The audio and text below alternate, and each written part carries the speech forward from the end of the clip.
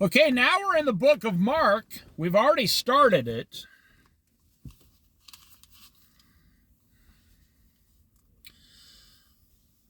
Chapter 1, we went through John the Baptist, the baptism, testing of Jesus. Jesus announces the good news. You can go to my playlist. I got all these Bible studies in a playlist. You watch them you listen to them or watch them, whatever, from chapter 1 until the last chapter, hopefully in order. Now, this should be particularly interesting to you. Jesus calls his first disciples. Well, he's talking to you, actually. Anybody who wants to follow Jesus, that's who Jesus is talking to. So when you hear Jesus speaking to, Peter, take it like he's speaking to you.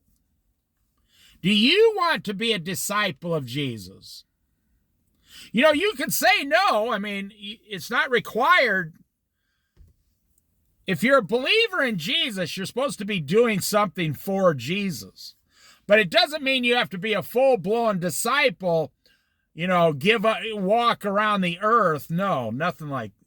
That's not required. Not everybody can actually do that. That's why I said, if you want to be one of his disciples.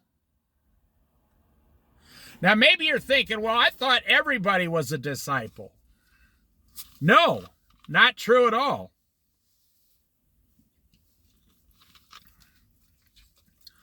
It said that the fruit of the Spirit, there's many. There are many people there's many parts to the one body. There's many different things. Some people serve like in the grandmother stage. They're training their grandchildren to be closer to Jesus. Some people serve in the mother stage, some people the father. Then there are deacons, then there are, pastors, then there are full-blown disciples, then there are prophets. You don't need a prophet today. There are no more prophecies that are going to be given. Now, that's very controversial. Can you receive a prophecy? Well, the way I look at it is like this.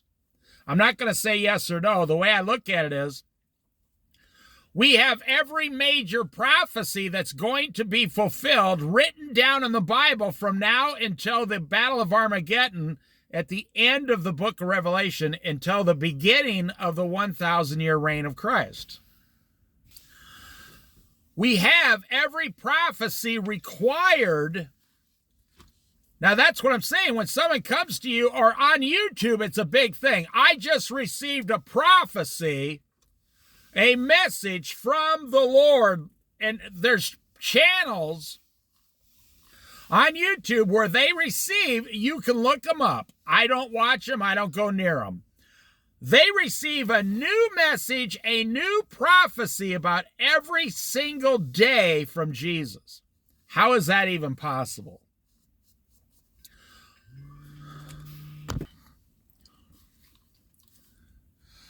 You have every prophecy that's been fulfilled in the entire Old Testament. Now, a couple of them still have not, like the War of Ezekiel, War of Gog and Magog. That has not been fulfilled yet.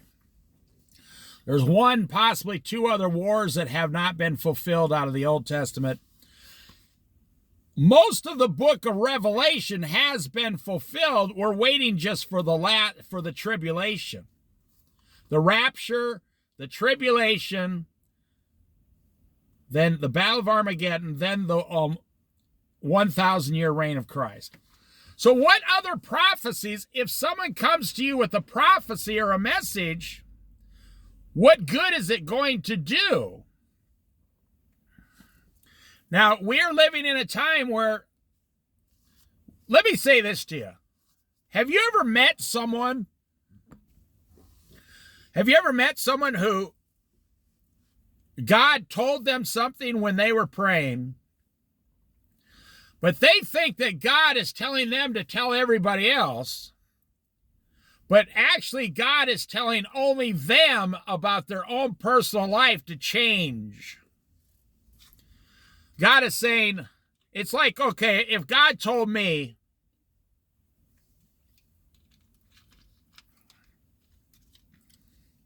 he wanted me to change some, let's say, a part of my behavior. And I said, oh, I need to call my brother and tell him to change his behavior. Not realizing the message is for me to change my behavior. If God wants to tell my brother something, God can tell my brother something. God is not limited to just telling me something. So when someone comes to you with a prophecy on YouTube, it's probably not true. There's probably a 99% chance it's not true. A prophecy is something that has to be fulfilled, meaning Jesus would have to fulfill that prophecy.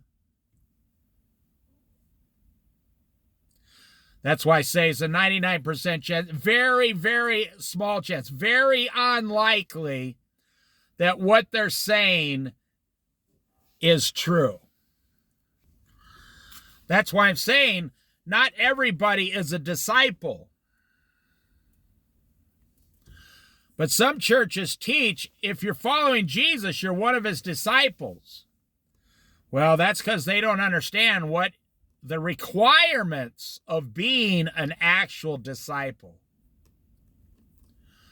The requirements automatically, disqualify most people by the way they live.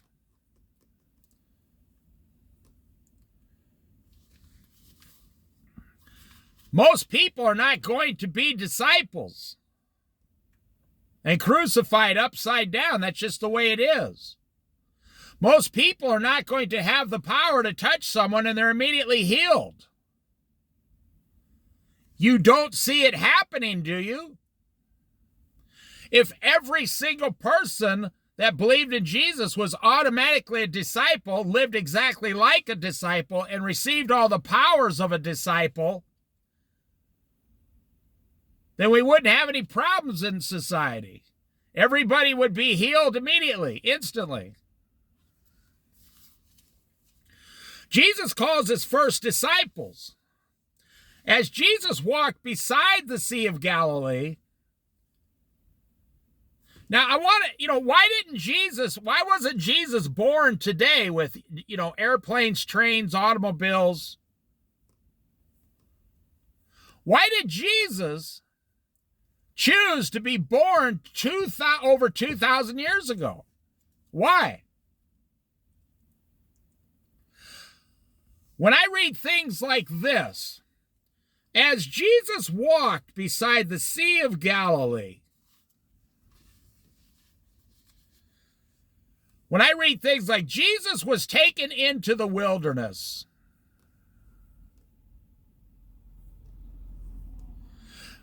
I read things like Jesus walked up a mountainside alone to pray. I want you to picture who Jesus is here. As Jesus walked beside the Sea of Galilee, see, he was all alone. Nobody even knew anything about him yet except for his family. And Jesus, you see the sea down here? You see this? The lighthouse? Picture Peter down here with his boat, on the shore, and he's working on his nets. And Jesus is just walking along the Sea of Galilee, just enjoying life, enjoying being a man, enjoying what God gives him, his Father. He's just walking along the Sea of Galilee. I want you to picture that. God, in the Garden of Eden, says God came down to the garden in the cool of the day and walked, along with Adam and Eve. Why didn't God come in our fast-paced world? I'll give you a challenge here. And I know this is true. I've challenged people to do this, and they can't do it. 21 and a half years ago, I moved to the Oregon coast, and I've been living slow and simple for 21 and a half years here, right on along the ocean, the Oregon coast. I have friends that cannot sit for 1 hour at the beach without getting jittery in today's society. I have family members who cannot sit there for 1 hour. See, following Jesus is doing what Jesus did.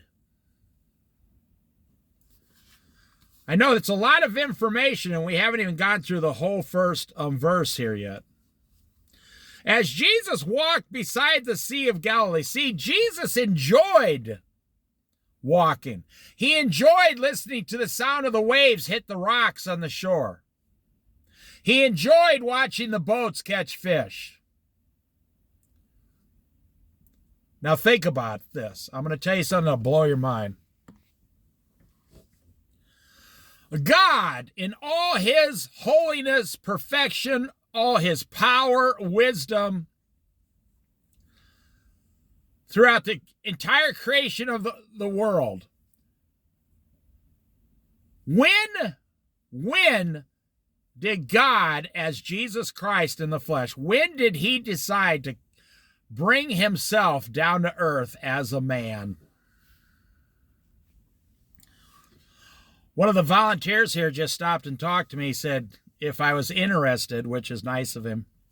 There's a bald eagle perched on a rock right off on a cliff on the ocean if I want to go look at it. When did God... Just think, you're God. You can do anything you want. God could click his fingers and completely start over if that's what he wanted to do. He could get rid of all the angels, all the man, the earth, the sky, everything. He could go with a whole different existence if that's what he chose. And God said, this is my only begotten son. I'm going to come down in the form of Jesus Christ one day with my son on the earth. I can do anything I want. Okay, another one. When Abraham was under the big tree, 3 men were walking up towards him. Jesus and 2 angels were walking towards Abraham before they went to Sodom and Gomorrah. Now, Jesus never went to Sodom and Gomorrah. Only the angels did. Jesus stayed and talked and spoke with Abraham. Oh, yeah. Oh, fascinating. It seems like God, who could go literally 1 million miles an hour if he wanted to.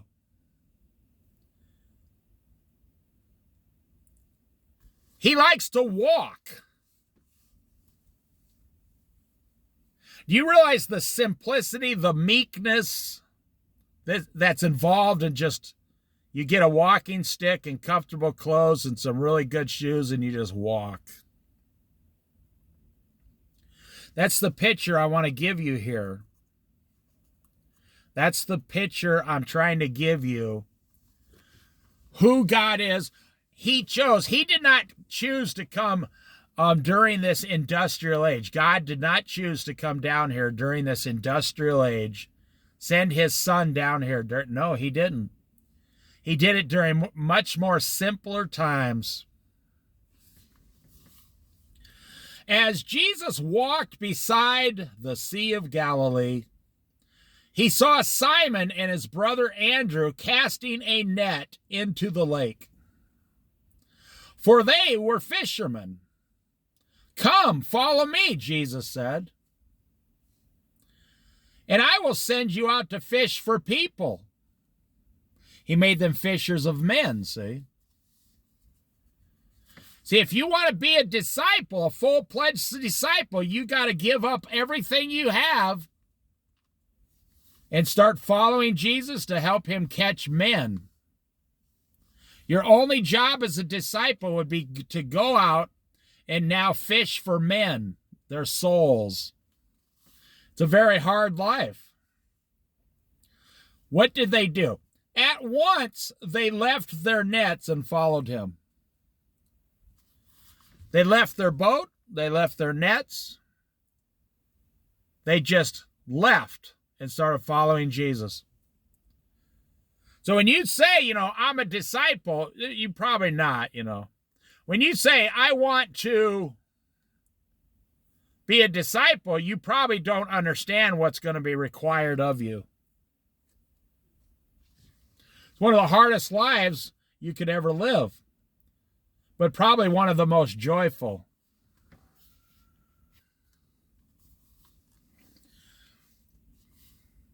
At once they left their nets and followed him. Immediately, just left. When he had gone a little further, he saw James, son of Zebedee, and his brother John in a boat preparing their nets. Without delay, he called them, and they left their father Zebedee in the boat with the hired men and followed him. Because they saw something far more valuable. The reason the average American is fat is because they do not believe an apple has more value than a donut.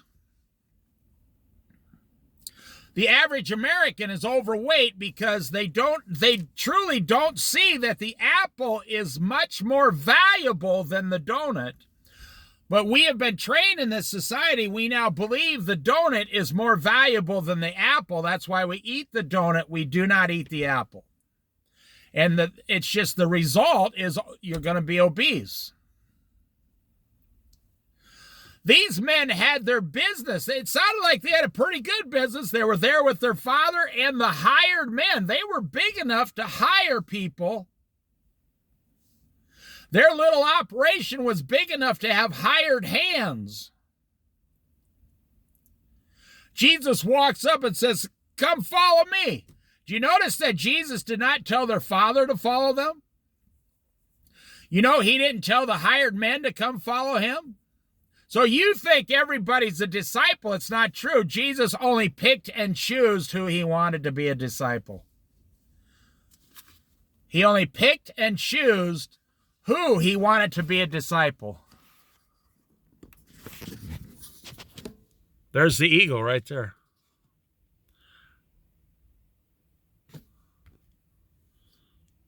Well, I won't zoom in. I couldn't get it to zoom in.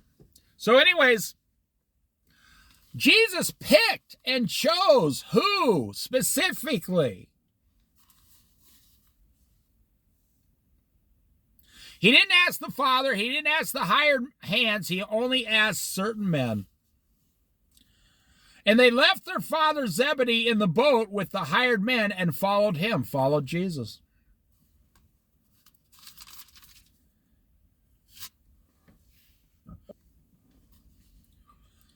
Verse 21, Jesus drives out an impure spirit. They went to Capernaum.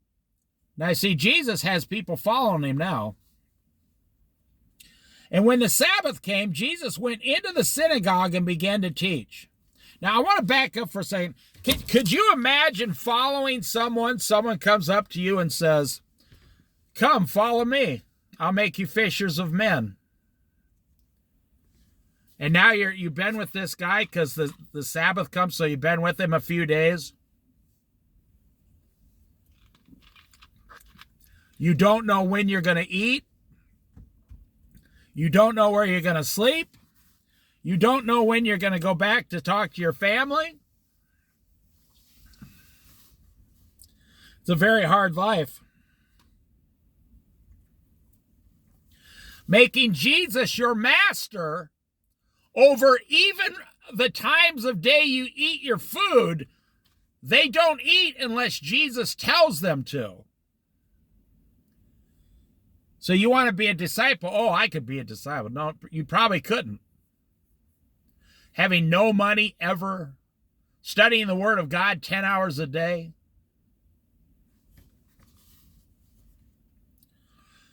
They went to Capernaum, and when the Sabbath came, Jesus went into the synagogue and began to teach.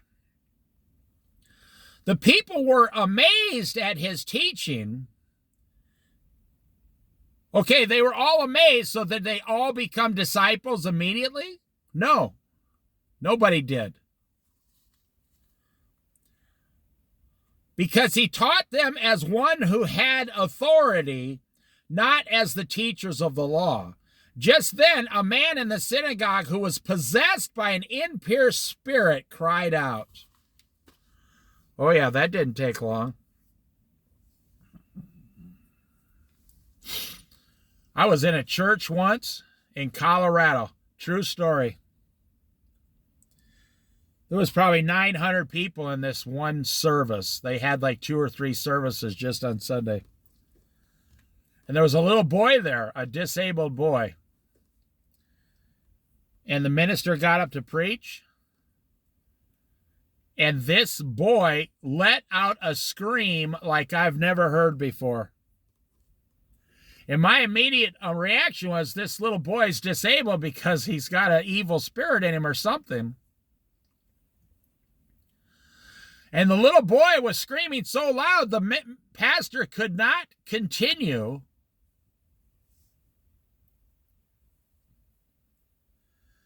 True story.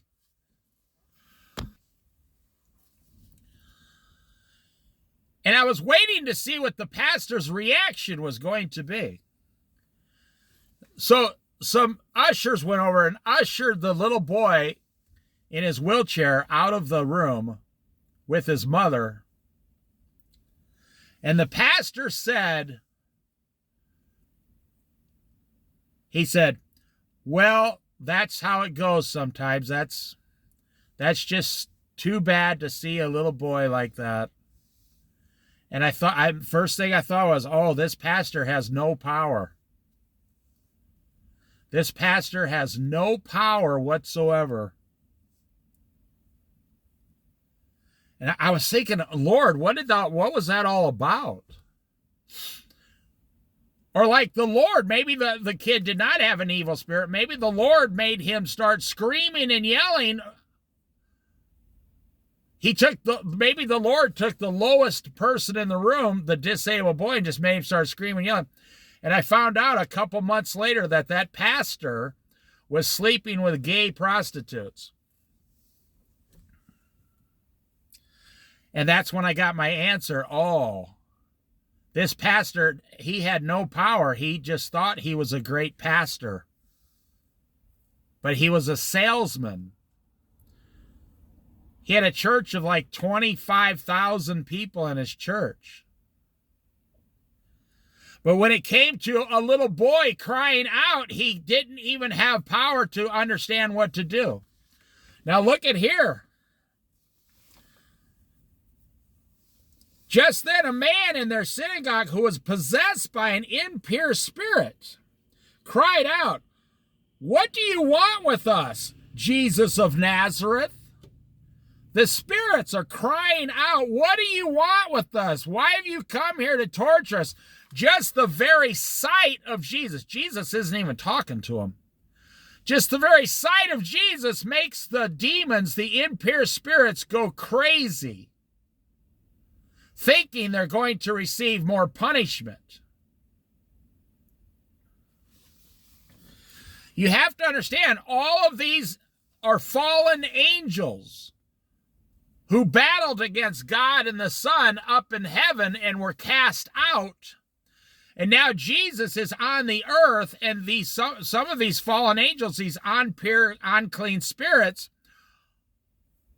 they're like, why is Jesus here? They know exactly who he is. They even call him by name. What do you want with us, Jesus of Nazareth? Oh, they've been watching every single move he makes. Since the day he was born on this earth, they've been watching. Oh, my goodness.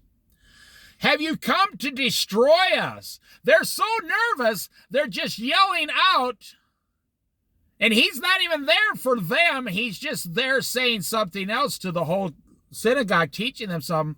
And just the pure truth of God makes them start yelling and squealing and screaming. And I know who you are, the Holy One of God! Explanation point. Jesus said, "Be quiet," Jesus said sternly. "Be quiet. Come out of him." Now that's something to behold right there, where Jesus is standing there. They're like, this man teaches of one of authority, and then Jesus immediately is confronted by a demon. Well, we're about to find out if he has any authority. He's confronted by a demon, and Jesus shows his authority over all things and casts him out immediately. And I bet the people were like, what the heck is going on here today in church? That's not something you're going to see in church every single day. No. "Be quiet," said Jesus sternly. "Come out of him." The impure spirit shook the man violently and came out of him with a shriek. S-H-R-I-E-K. Like, just screaming and shrieking, and the man's, shaking and falling on the ground, and oh, what a sight. They did not want to let go. They were living in this man, that was their porthole, I should say. That was their portal to come back into this earth. So if they're cast out, there's a chance that they might have to go back into hell. The people were all so amazed that they asked each other, "What is this? A new teaching?" Like I said, this isn't something that happens. They've never seen it ever. And with authority. He even gives orders to impure spirits, and they obey him. News about him spread quickly. Oh, you bet it would. Over the whole region of Galilee. I'm in Newport, Oregon today, and if God came down and said, "I want to give you power to heal people," and right in front of me at the lighthouse, I healed someone, and then I didn't get in my car, I started walking across Newport. I could not go from one end here to the other side of Newport without people automatically knowing there's a man that can heal people. I would barely make it out of town, because these people, they're like, "Well, wait a minute. My Uncle Bob has a bad foot. I need him to be healed." Or, "My mother has, this illness. I need her to be healed. I have a child who's sick. I need it to be healed." Oh, that's something that'll spread like a wildfire with 100-mile-an-hour wind gusts. That'll spread so fast and so quick. Now listen. News about him, Jesus, spread quickly over the whole region of Galilee. Really fast, really quick. It'd be like if you started giving away $100 bills. People would start following you around. What do people want more than $100 bills? To be healed. They want to be healed immediately, quickly, fast. So you say you want to be a disciple of Christ. In today's society, you might as well just punch yourself in the face 10 times instead. It'd be easier. But in order to be a disciple, you have to be called to be a disciple. Just so you know, it's not your decision, as we saw. Jesus called specifically who he wanted. It's not your choice. You can't wake up and say, I choose to be a disciple. No. You should wake up and say, Lord, what job should I have? Where can you use me the most? And the Lord, God the Father will give you an answer that you don't like. Well, we need someone to go down and mop the floors in the bathroom right now. We need someone to clean the bathrooms. And people say, oh, no, I'm so much more valuable than that.